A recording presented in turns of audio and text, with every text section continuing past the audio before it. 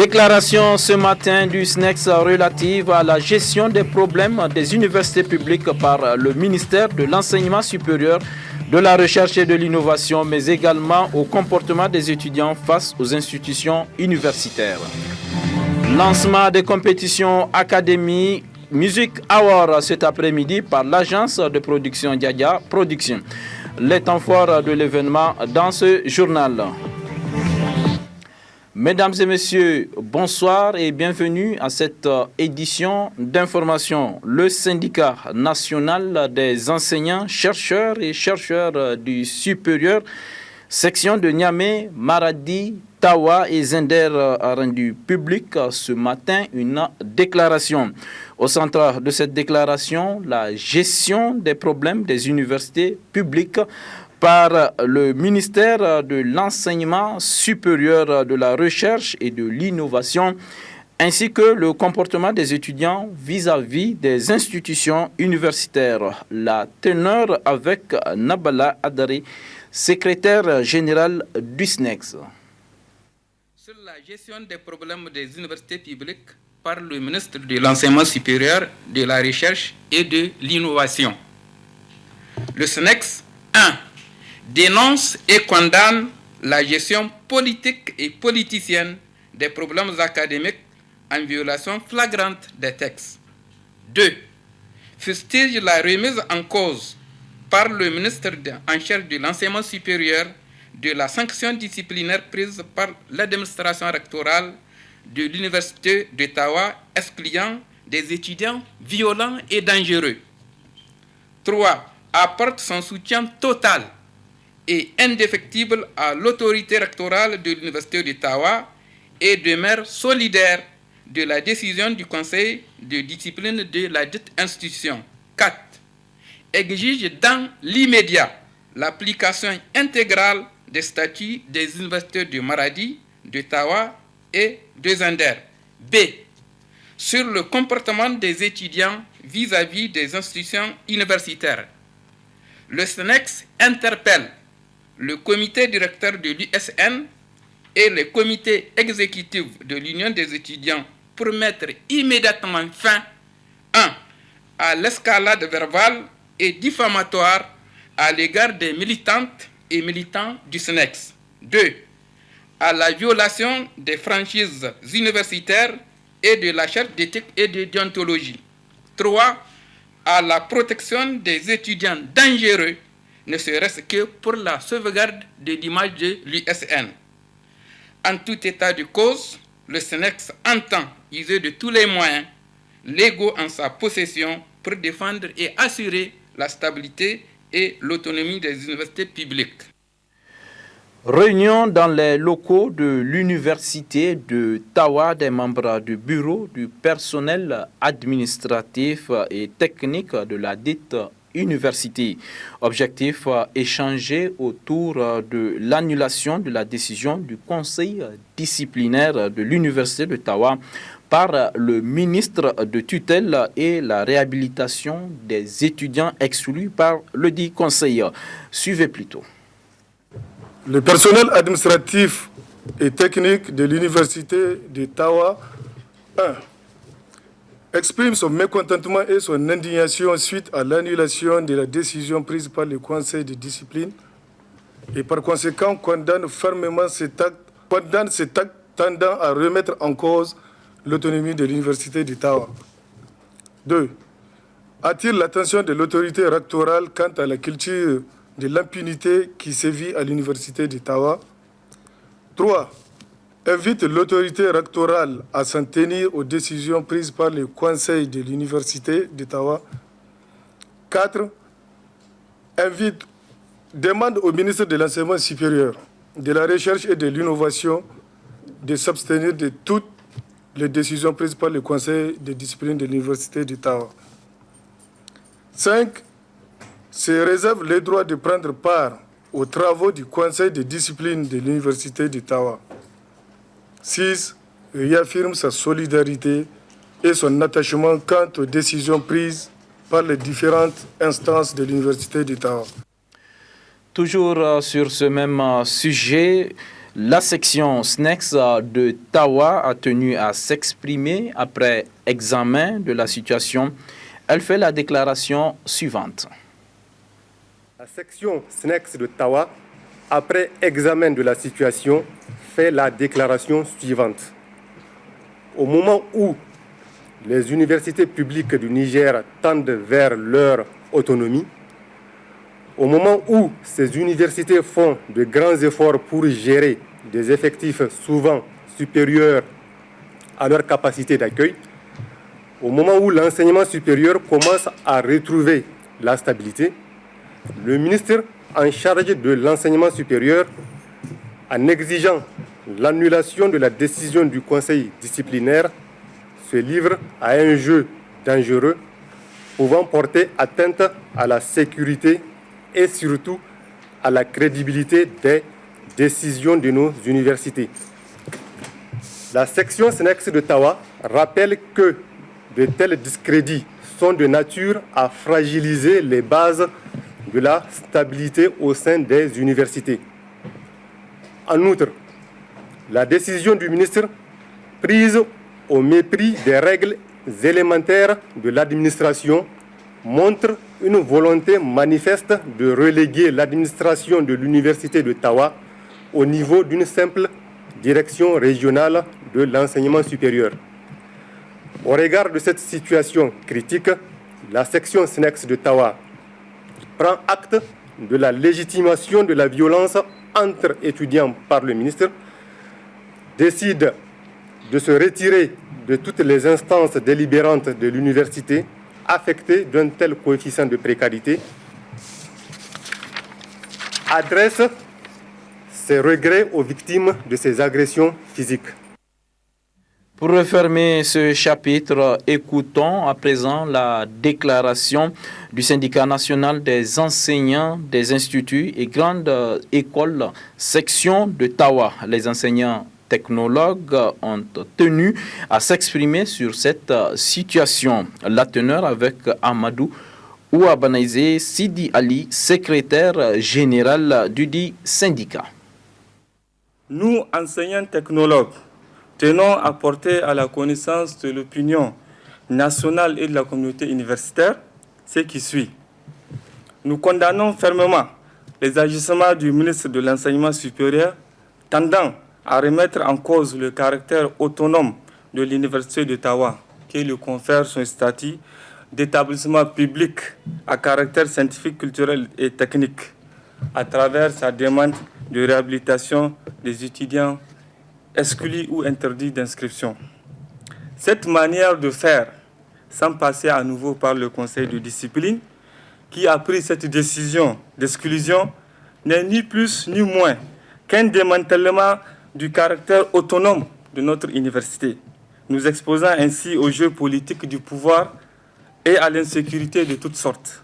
C'est pourquoi, conscient de notre rôle de la défense des principes d'équité et d'égalité et de la crédibilité de notre jeune institution, nous, enseignants technologues de l'Université d'Ottawa, nous désolidarisons de la décision de réhabilitation au mépris des autres composantes de l'université ayant participé aux travaux du conseil de discipline et réservons-nous le droit de participer au futur conseil de discipline que le recteur aura à convoquer. Enfin, nous dégageons notre responsabilité de tout écart de comportement qui pourrait advenir des conséquences de la culture de l'impunité érigée en méthode de règlement des conflits au sein de la communauté universitaire.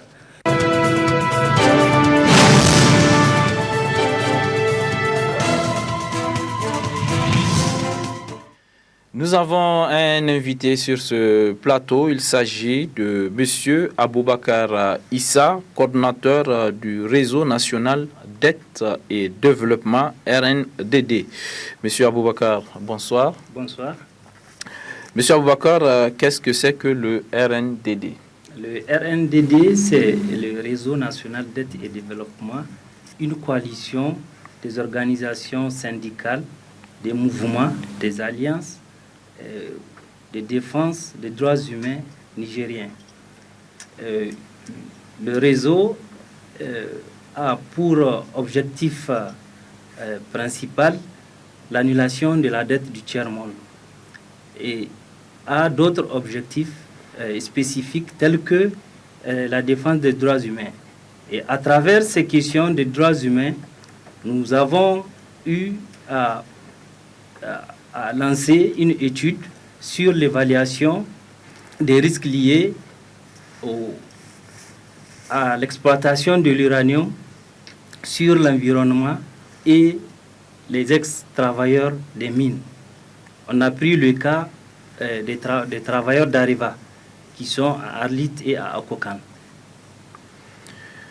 Monsieur, quelle contribution le RNDD peut apporter aux autorités qui sont en train de négocier avec Areva?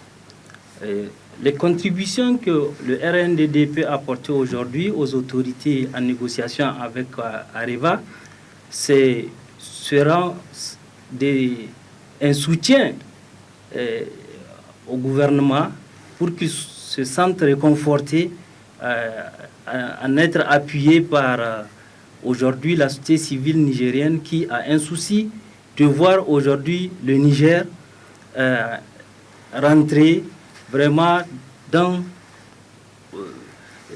comment on appelle ça, dans la richesse, profiter de la richesse et voir tout ce qui s'est passé autour des pillages des ressources minières du Niger.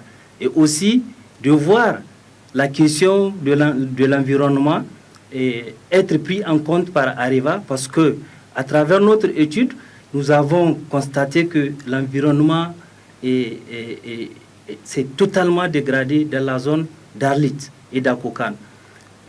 La nappe phréatique est contaminée et partout aujourd'hui dans la ville d'Arlit et environnant, vous avez des tonnes de fer contaminés qui sont là. Vous avez les stériles qui sont aujourd'hui utilisés même dans les remblais des routes, et que normalement ces questions doivent être posées par le gouvernement dans ces négociations. Aussi, il faut rappeler la question des ex-travailleurs, des travailleurs actuels et des ex-travailleurs qui sont dans une situation de précarité, de problèmes de santé crucial, qui ne dit pas son nom, et que à travers ces négociations, que le gouvernement pose le problème des listes des maladies professionnelles. Aussi, il faut que le gouvernement se sente réconforté dans les négociations à travers, par exemple, cette, je ne dirais pas menace, mais c'est une sorte de menace pour que peut-être le gouvernement flanchisse dans les négociations cette question de fermeture de la Somalie et de la Cominac. Et aussi, nous connaissons les intentions d'Areva depuis que le contrat a été signé sur la question d'Anou Araren. Ils n'ont cherché qu'à repousser cette question du début d'exploitation d'Anou Araren. Donc, toutes ces questions réunies, si vous regardez, c'est des questions qui concernent la vie et l'environnement nigérien. Parce que dans la question, j'ai constaté que beaucoup d'acteurs de la société civile, si vous les écoutez, ils ne s'intéressent qu'à cette question économique. Alors que la question économique n'est pas la seule question qui concerne en question le problème qui est lié à l'exploitation uranifère. Elle est importante, mais rappelez-vous, en 2007, on a eu à rehausser le prix de l'uranium. Est-ce que ça a changé quelque chose dans l'environnement? Est-ce que quelque part ça a changé quelque chose dans la vie et la santé des travailleurs en poste et ceux qui sont partis à la retraite? Non. Et aussi, rappelez-vous que y a quelque chose qui nous a réconforté au niveau du réseau national d'aide et développement. C'est cette question que le gouvernement, à travers le Premier ministre, lors d'une conférence de presse, s'est engagé librement pour poser le problème de l'audit de la Somaïr et de la Cominac. Je crois qu'en tant que société civile, notre devoir, c'est de prendre à bras le corps la question comme le gouvernement est en train de la prendre et aller regarder dans la même direction, lui apporter tout notre soutien sans faille pour que le gouvernement ne se trouve pas vraiment dans une question de faiblesse vis-à-vis des Areva. Maintenant, M. Boubacar, au-delà du RNDD, quel appel avez-vous à lancer aux organisations de la société civile ainsi qu'à toute la population pour apporter leur soutien, n'est-ce pas, aux autorités dans le cadre de ces négociations? Et merci. L'appel que j'ai à lancer aujourd'hui à l'endroit de l'ensemble de la classe de la société civile nigérienne qui a un souci de défense du Niger, de la défense aujourd'hui des ressources engrangées par le Niger, c'est de regarder dans la direction qui ne peut que aider le gouvernement dans ces négociations. Déjà, le 28 janvier, le Mojedec, un mouvement des jeunes, a lancé un appel dont j'apprécie et que je souhaite aller dans la même direction que ces jeunes-là et faire appel à d'autres organisations pour qu'ils viennent et qu'ensemble, nous posons le vrai problème afin d'aider le gouvernement dans ces négociations. Pas de critiquer le gouvernement dans ces négociations en réconfortant Areva. Notre rôle, c'est le contraire. Ce n'est pas celui de venir critiquer le gouvernement ou vouloir condamner le gouvernement, non. Mais c'est de voir qu'est-ce que Areva, en tant que gestionnaire de ces mines, est en train de faire et qu'est-ce que le gouvernement, sur quoi il doit s'appuyer pour qu'il arrache aux Nigériens leurs droits. Donc voilà, je ne peux lancer qu'un appel à toutes les organisations de la société civile conscientes du problème et de l'enjeu de venir vers nous pour qu'ensemble nous créions un cadre pour aider le gouvernement dans ces négociations. Voilà ce que je peux dire. Voilà, merci M. Boubacar Issa. Je rappelle que vous êtes le coordinateur du réseau national d'aide et développement RNDD. La suite de cette édition, dans le cadre du 10e anniversaire du Conseil national de dialogue politique CNDP, une rencontre a été initiée hier après-midi à la primature. Objectif, récompenser certains acteurs ayant œuvré pour la création du CNDP et ceux qui œuvrent aujourd'hui pour son bon fonctionnement. Compte rendu, Maikido Jibril. Cette présente rencontre rentre dans le cadre des activités commémoratives du 10e anniversaire du Conseil national de dialogue politique CNDP. Elle vise à reconnaître les mérites de certains acteurs pour leurs efforts consentis dans la création et la bonne marche du CNDP. Un témoignage de satisfaction a été décerné au Premier ministre Birji Rafini, président du CNDP, aux anciens présidents du CNDP, aux signataires de déclarations universelles, aux membres du comité ad hoc pour la prévention des conflits et certains leaders de partis politiques. Le président du CNDP a ensuite saisi l'occasion pour appeler l'assistance à s'investir pour le bon fonctionnement de cet organe. En tout cas, je m'engage pour ma part à faire tout ce qui est possible pour nous investir mieux dans le fonctionnement de cet instrument, combien important. Et j'invite chacun des membres, qu'il soit récipiendaire du diplôme d'aujourd'hui ou pas, qu'on s'investisse tous comme un seul homme pour que cet outil, qui est une référence dans notre région, qu'il puisse effectivement continuer à être efficace et sauvegarder la paix dans notre pays par le dialogue. Le bilan qu'on peut tirer de cet instrument politique après 10 années de fonctionnement est positif, car il a permis de contenir plusieurs conflits politiques. C'est une institution, disons-le, qui a permis de réguler la politique. Vous savez, la politique, il faut la réguler. C'est comme le marché. Si vous ne la régulez pas, elle va galoper. En hiver, le CNDP nous a permis d'éviter ce genre d'écueil. C'est donc vraiment un bilan très positif que l'on peut tirer du CNDP. Au vu du rôle combien important que joue le CNDP dans l'apaisement du climat politique au Niger, cet organe doit être amélioré. En prélude à la rentrée politique du mouvement pour la renaissance du Niger qui aura lieu le 8 février prochain, une délégation de la MRN sillonne les différents quartiers de la capitale à la rencontre des leaders des différents partis membres. L'objectif étant de mobiliser les militants pour la réussite de cette rentrée. Plus de précisions avec Aliero Amadou, coordonnateur MRN Niamey. Aujourd'hui, nous sommes en déplacement dans tous les arrondissements de Niamey dans le cadre des préparatifs de la rentrée politique de la MRN qui se fera le 8 février à la place de la Concertation. Donc, dans le cadre de la mobilisation de cet important événement pour les partis membres de la MRN, la mouvance pour la renaissance du Niger qui soutient les actions du président El Hadj Mahamadou Issoufou, nous venons vers vous, les responsables des partis membres de la MRN, pour vous livrer le message de mobilisation que vous devez à votre tour apporter aux militants de base de chacun de nos partis. Nous attendons environ 30 000 camarades à la place de la Concertation le 8 février. Et nous vous demandons de tout faire.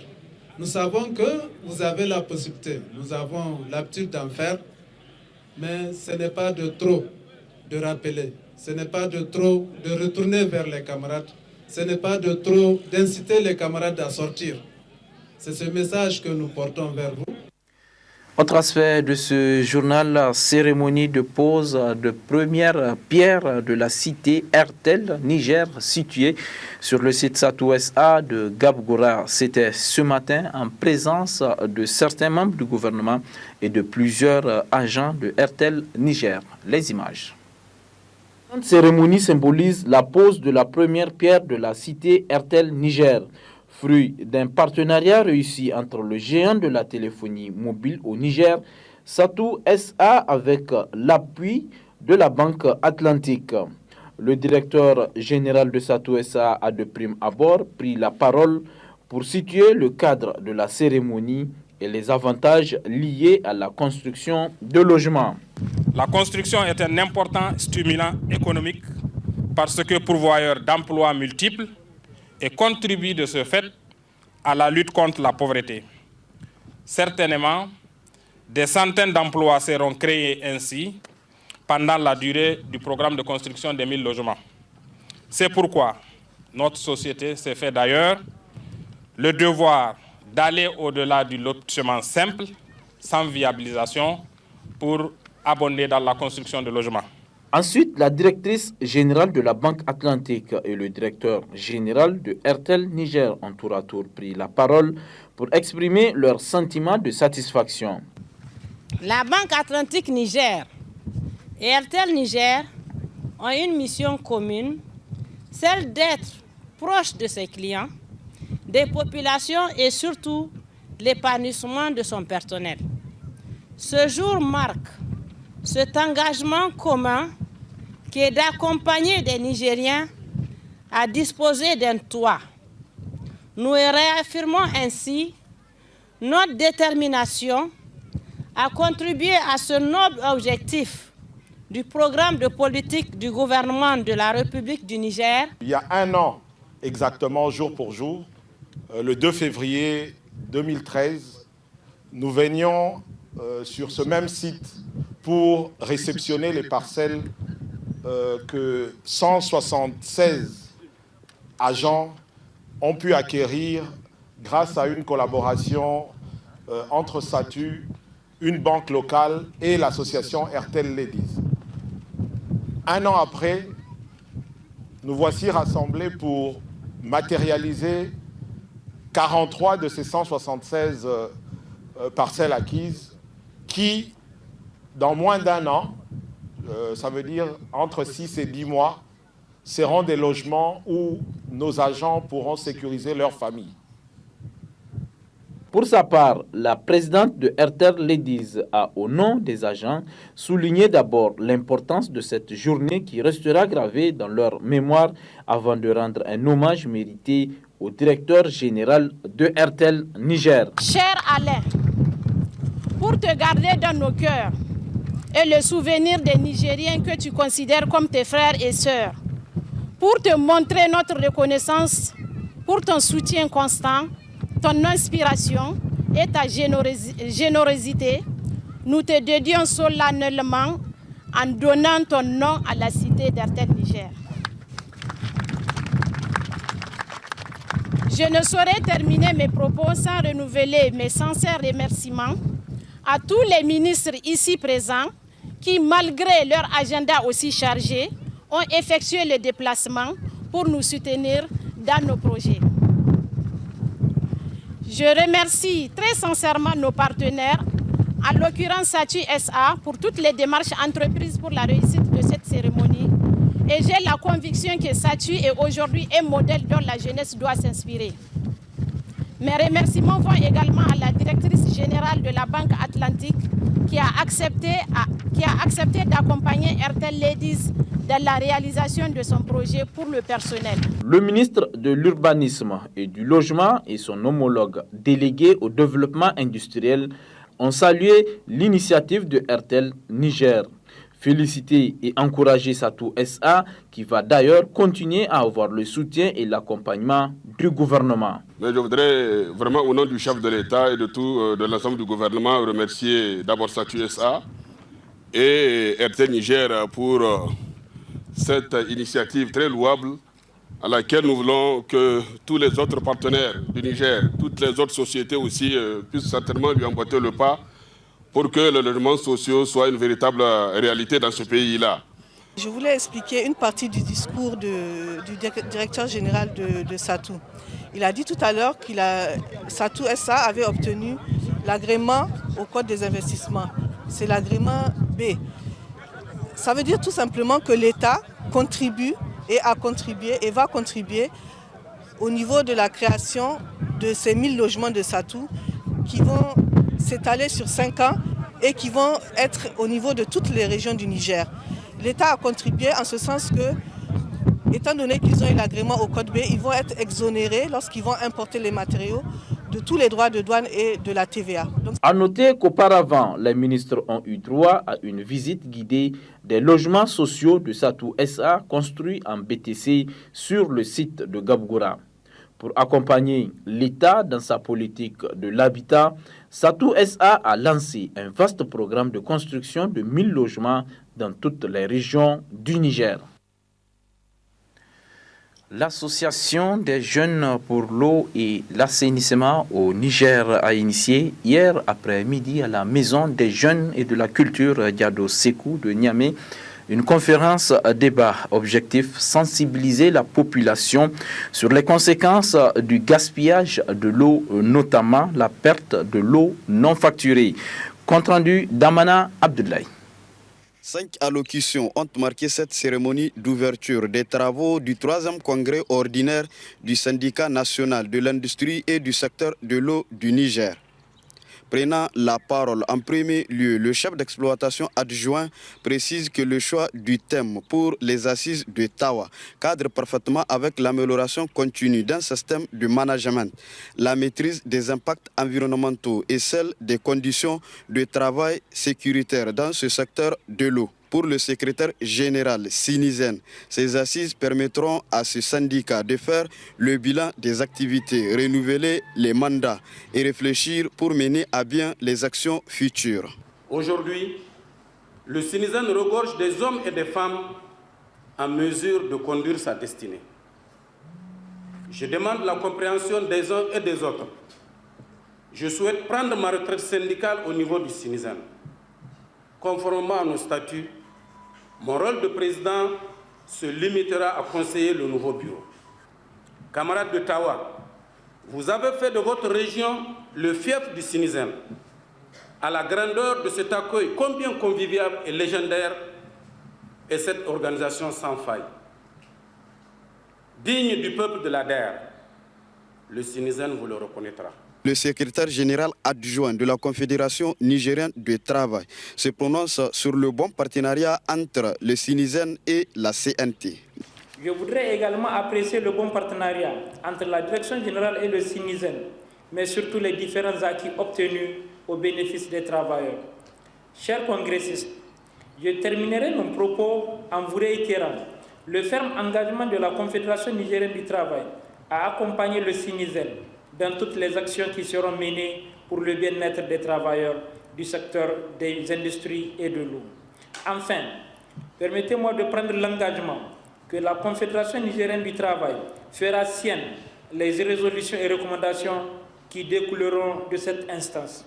Quant au représentant du directeur général de la Société d'exploitation des eaux du Niger, SIN a développé toutes les stratégies et les actions qui ont été faites relatives aux performances au sein de l'entreprise. Dans son discours d'ouverture des travaux, le vice-président du conseil de ville de Tawa exhorte les participants à réfléchir sur les actions qui vont contribuer aux autorités de la 7e République dans leur combat de développement dans ce secteur de l'eau, au bénéfice de la population nigérienne. Il est important de le rappeler que le thème choisi pour cette réunion, à savoir démarche qualité, quel enjeu pour les sociétés des eaux, vise le renforcement des valeurs techniques, la qualité de l'eau, du service fourni qui ne doit souffrir d'aucune défaillance. En vous souhaitant plein succès dans vos travaux, je déclare ouvert le 3e congrès ordinaire du syndicat national de l'industrie et du secteur des eaux du Niger, SINISEN. À la fin de toutes ces interventions, cette cérémonie d'ouverture du 3e congrès de SINISEN a été sanctionnée par la remise d'un témoignage de satisfaction par les représentants régionaux de la CNT Tawa à Ibrahim Suleiman pour son dynamisme et l'esprit de la bonne collaboration entre la CNT et le SINISEN.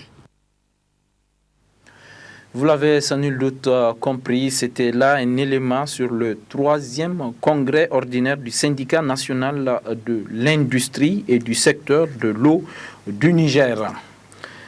Cela dit, l'association des jeunes pour l'eau et l'assainissement au Niger a initié hier après-midi à la Maison des jeunes et de la culture Diado Sékou de Niamey une conférence débat. Objectif, sensibiliser les populations sur les conséquences du gaspillage de l'eau, notamment la perte de l'eau non facturée. Compte rendu d'Amana Abdoulaye.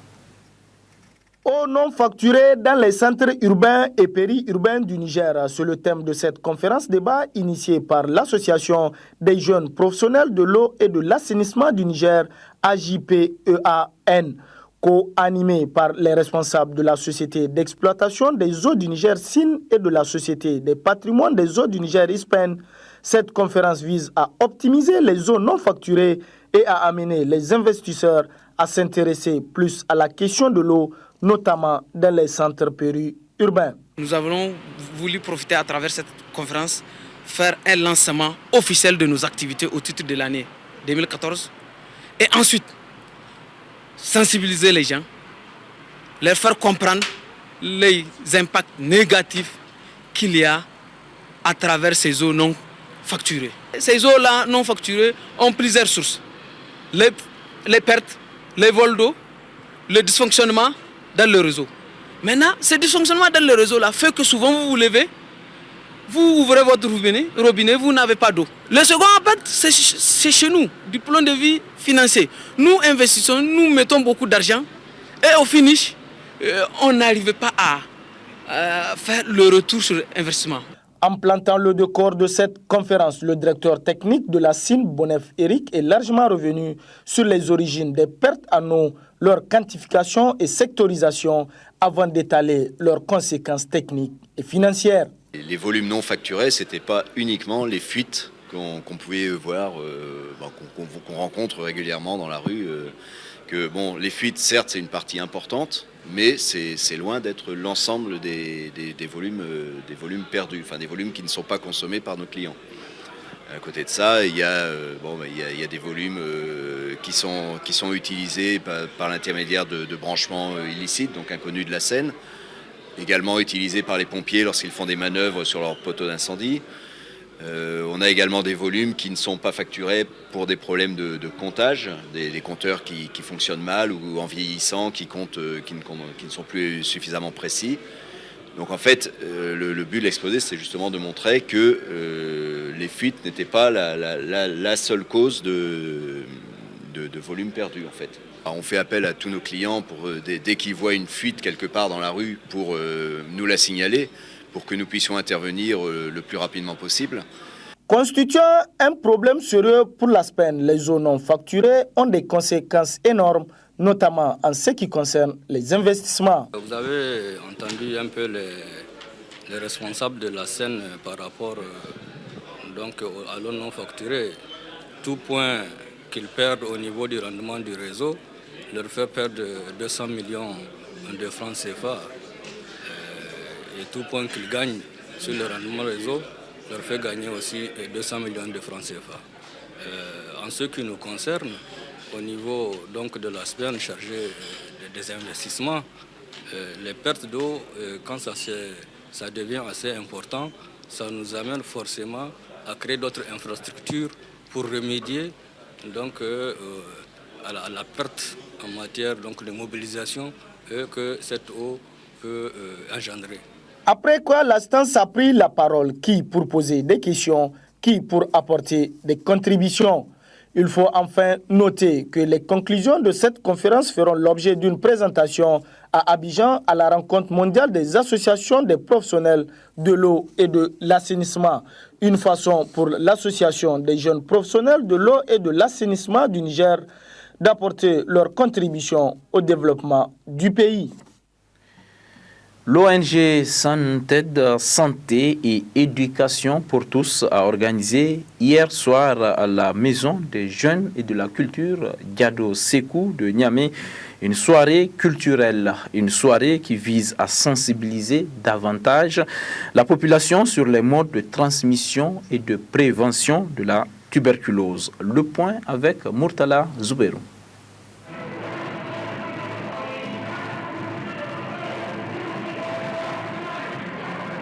À travers cette soirée culturelle, l'ONG Santé et Éducation pour tous, Santed, veut mobiliser et sensibiliser les populations nigériennes pour un changement de comportement sur les modes de transmission et de prévention de la tuberculose. Nous voulons vraiment sensibiliser la jeunesse sur les modes de prévention de cette lutte. C'est dans ce cadre que nous avons initié le jeu questions et réponses sur les modes de transmission et de prévention de la tuberculose. Nos avancées, on a eu beaucoup de formations dans le cadre de la lutte contre la tuberculose. On a formé pas mal de pères éducateurs qui vont intervenir au niveau de leurs pairs pour les sensibiliser sur cette maladie qui est très contagieuse et qui tue beaucoup de personnes en Afrique. Cette maladie se transmet par voie orale, notamment le virus qui est le BK, loge dans les crachats. Donc, en s'embrassant même, on peut attraper la tuberculose. Parce que si vous embrassez un tuberculeux, donc là le contact est direct, donc la personne peut attraper. Si un tuberculeux crache, s'il n'a pas pris les précautions nécessaires pour que les autres ne puissent pas respirer le BK, donc on peut facilement aussi l'attraper. Pour le coordinateur régional de la lutte contre la tuberculose de Niamey, beaucoup d'efforts ont été faits par l'État nigérien dans le cadre de la lutte de cette maladie. Aussi, il appelle la population à se faire dépister. Ce que je voudrais dire, vraiment l'État a fait beaucoup maintenant dans chaque district. Il y a quelques CSI qui dépistent la tuberculose. Vous n'avez plus à aller au centre pour se faire dépister, donc au centre antituberculeux comme dans le temps. Si vous prenez le district 1 par exemple, vous avez Bokodji qui dépiste, vous avez Foulankwara qui dépiste, vous avez Recasement qui dépiste. Donc on a déjà 3 centres là-bas. Si vous prenez le cas de district 2, on a au moins 4 centres. Il y a Taladje, Aéroport, Medina et Abidjan. Donc vous prenez Harobanda, vous avez l'hôpital du district de Harobanda, donc qui veut dire le CSI Gaoui, qui s'occupe de ça. et on les appelle centres de dépistage et traitement en même temps. Donc on te dépiste, on te traite sur le champ. Le dépistage est gratuit, le traitement est gratuit. Maintenant, ce qu'on demande, le malade, c'est la bonne volonté de se rendre, prendre ses comprimés tranquillement. On ne te demande même pas 1 franc. Cette soirée culturelle de l'ONG Santed va sans doute permettre aux populations de mieux comprendre ce qu'est la tuberculose, une maladie infectieuse transmissible avec des signes cliniques variables. Le clou de la cérémonie fut la remise des cadeaux aux différents partenaires. Le groupement des sœurs Iba Draman a organisé ce matin au Musée national la 6e édition de la grande journée de la femme et de l'enfant. Une journée récréative qui vise à collecter des fonds servant à faire des œuvres sociales. Isdor Banaba et Sambozamo pour le compte-rendu. Venus des différents quartiers de la capitale, ces femmes et ces enfants vont durant une journée entière communier dans la convivialité et la confraternité. C'est là dans le cadre de la célébration de la 6e édition de la grande journée annuelle des femmes et des enfants, initiée par le groupement des sœurs Ibadouraman. En plus de son caractère récréatif, cette journée vise à récolter des fonds destinés à la réalisation d'œuvres sociales. En 6 années d'existence, le groupement des sœurs Ibadouraman a déjà réalisé plusieurs ouvrages. Depuis sa création, le groupement féminin des sœurs Ibadourahman de 2008 à 2011 a réalisé 10 puits totalisant 418 mètres pour des populations de l'ordre de 4350 habitants. Toutes ces réalisations ont été l'œuvre de nos membres avec les cotisations mensuelles, les recettes réalisées dans la journée musée, la vente des différentes brochures que nous élaborons, mais aussi des ressources collectées auprès de bonnes volontés qui se sont manifestées. Au cours de cette grande journée, femmes et enfants auront droit à des sketchs, des concours culinaires et la lecture des versets coraniques. Un cadre d'épanouissement de la femme et de l'enfant soutenu par les autorités actuelles. Votre heureuse initiative d'organiser cette activité en faveur des femmes et des enfants conforte assurément la volonté exprimée par les hautes autorités de la 7e République d'assurer un plein épanouissement à ces 2 couches vulnérables que sont les femmes et les enfants. L'initiative est d'autant plus salutaire qu'au-delà des activités récréatives en faveur des femmes et des enfants de la ville de Niamey, vous contribuez avec les fonds ainsi collectés à l'approvisionnement en eau en milieu rural à travers le fonçage de puits cimentés. Le groupement des sœurs Ibadouraman s'est fixé comme objectif l'appui à la formation et à l'éducation islamique, l'assistance sociale en appuyant et en soutenant les femmes et les enfants démunis, ainsi que le fonçage des puits dans les zones en difficulté d'approvisionnement en eau potable.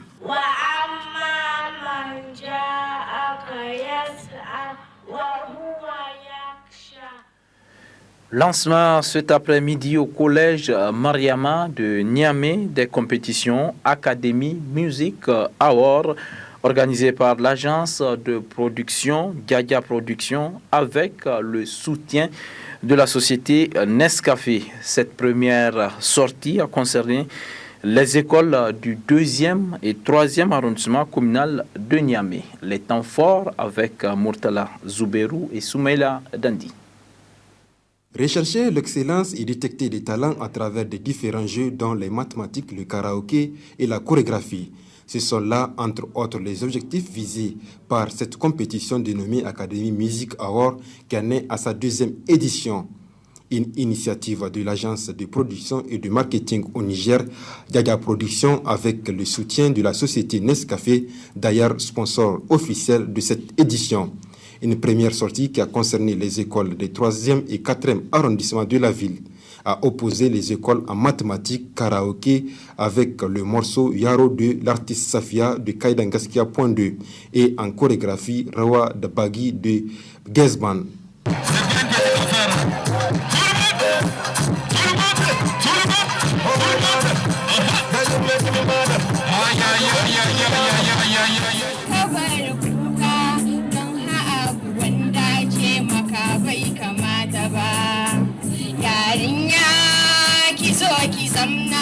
Le président du Conseil national de la jeunesse, présent au lancement de cette deuxième édition des Jeux Académie Musique Ahor, a réaffirmé le soutien de son institution aux organisateurs. La baisse des niveaux dans nos systèmes éducatifs sont hors normes parce que la jeunesse aujourd'hui n'arrive plus à s'exprimer. Ils ont peur des mathématiques, d'où la nécessité d'initier de tels concours pour leur permettre d'avoir confiance en eux-mêmes avant les examens de fin d'année. C'est pourquoi au niveau du Conseil national de la jeunesse, nous nous sommes dit que Yaya Production qui organise cet événement mérite l'encouragement de toute la population nigérienne, mais surtout de la jeunesse nigérienne qui est bénéficiaire direct de cet événement. Le promoteur, pour sa part, est revenu sur les raisons de l'organisation d'un tel événement. La raison réelle, en tant que promoteur de spectacle nigérien, il est de notre devoir de promouvoir la culture nigérienne.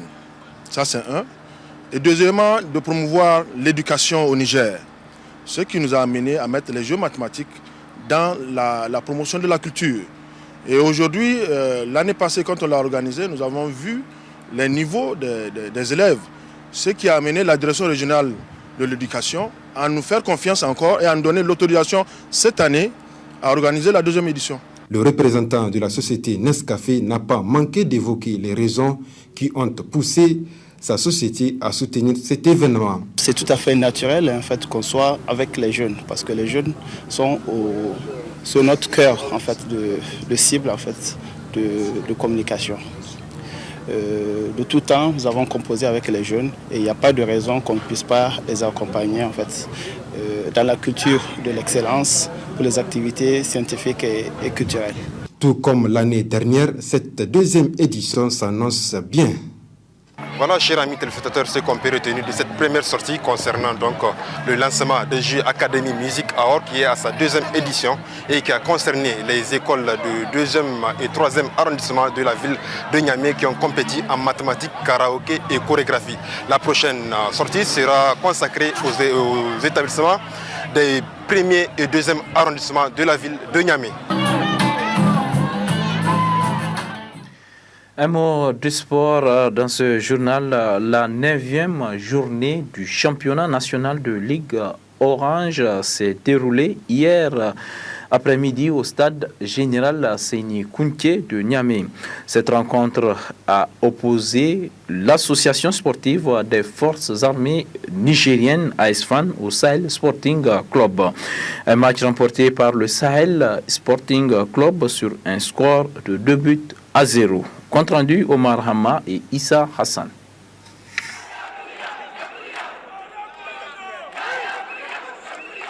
La 9e journée du championnat national a opposé l'association sportive des forces armées nigériennes ASFAN en orange face au Sahel Sporting Club en vert. La première mi-temps a été vive avec des offensifs des deux équipes, mais le Sahel a rapidement trouvé la formule pour provoquer l'équipe adverse, comme ici sur cette première occasion de but. Mais le portier de l'ASFAN ne s'est pas laissé surprendre par cette frappe de Idrissa Seydou. Il a fallu attendre la 28e minute pour voir le premier but transformé par le même Idrissa Seydou de Sahel Sporting Club. 2 minutes après l'ouverture du score, le Sahel s'est créé une nouvelle occasion bien combinée qui finit par surprendre à nouveau les gardiens de l'ASFAN, ce qui amène le score à 2-0 jusqu'à la pause en faveur du Sahel. À la reprise, l'ASFAN rentre bien dans le match en effectuant des offensifs, mais l'équipe adverse reste bien en place. Un score qui est resté inchangé jusqu'à la fin du temps réglementaire. Vous avez résumé le match, on avait besoin de cette bouffée d'oxygène. Maintenant ça a été fait, les enfants sont vraiment donnés à fond. On a joué sans réserve, c'est ce que j'avais demandé, il fallait jouer à 200 ou 300%. Ils ont pu le faire, on a maîtrisé la première mi-temps. En deuxième mi-temps, malheureusement notre défense a un peu reculé. Et sachant que l'ASFAN est une bonne équipe, surtout en attaque, ils ont poussé. Heureusement, on a pu, n'est-ce pas, tenir ce score, n'est-ce pas, acquis à la première mi-temps. Le Sahel, vous savez, c'est un club prestigieux. Ils ont l'habitude de gagner des matchs. Tout ce qu'on demande aux joueurs, ils ont le talent. Le talent seul ne suffit pas. Il faut se battre. Et puis, rien de grand ne se fait sans passion. Il faut aller vraiment jouer à fond tous les matchs. Et moi, je crois que nous avons de la valeur pour ça. On a beaucoup travaillé. C'était notre problème. Ils ont été vraiment lucides cette fois-ci. J'ose espérer qu'ils vont continuer, Inch'Allah. Nous n'avions pas subi la pression de l'adversaire. L'adversaire a eu à a occasionné à 2 reprises en première mi-temps. Et pour nous, la situation était prenable et on y croyait. On a perdu 2-0, pas faute de n'avoir pas essayé, mais ça ne nous a pas réussi aujourd'hui. Et c'est ainsi va le championnat. On se remet en cause, on va repartir encore et pour mieux aborder les matchs qui nous restent. Nous sommes encore en train de composer avec des nouvelles recrues, entre guillemets, que nous avons fait venir. Bon, il y a certains qui sont à leur 2e match. C'est normal, nous sommes à la recherche d'une défense, ça ce n'est pas à cacher. Donc c'est normal qu'il y ait des hésitations. Et dans l'ensemble, tous les joueurs ont hésité aujourd'hui. Et ils ont hésité en première mi-temps, c'est ce qui a fait qu'on a encaissé les 2 premiers buts. Mais comme je le dis bien, c'est le championnat, il est long. On va se remettre en cause. On félicite l'adversaire qui a pu scorer 2 fois, qui a gagné le match. Et donc on se donnera rendez-vous face à cet adversaire à la phase retour. Malgré sa défaite, l'AS Fan est 2e du championnat et le Sahel Sporting Club 3e. Les 2 formations vont devoir travailler dur pour mieux préparer la phase retour. Ici se referme ce journal. Merci de l'avoir suivi. Excellent week-end à toutes et à tous. Au revoir.